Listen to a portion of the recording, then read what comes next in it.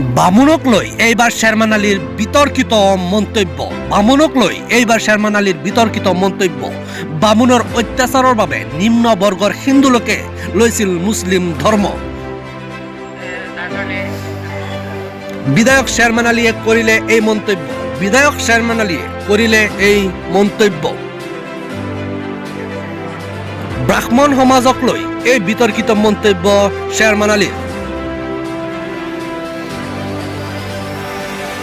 বামুণক লৈ এইবাৰ শ্বেৰমান আলীৰ বিতৰ্কিত মন্তব্য। গোটেই দেশ জুৰি জোকাৰি গৈছে এই মন্তব্য। বামুণৰ অত্যাচাৰৰ বাবে নিম্ন বৰ্গৰ হিন্দু লোকে লৈছিল মুছলিম ধৰ্ম।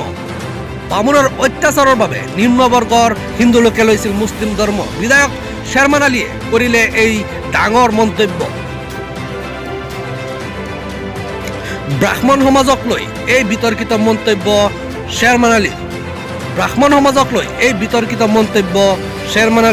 বামুণক লৈ এইবাৰ শ্বেৰমান আলীৰ বিতৰ্কিত মন্তব্য। পূৰ্বপুৰুষ গৰিষ্ঠ সংখ্যক লো কাষ্ট হিন্দু আছিল আৰু তেওঁলোকক আজিও আছে, বামুণৰ অলপ অস্পৃশ্যতা আজিও আছে, কিন্তু সেই সময়ত যথেষ্ট বেছি আছিলে বামুণৰ অত্যাচাৰ লো কাষ্ট হিন্দুৰ ওপৰত।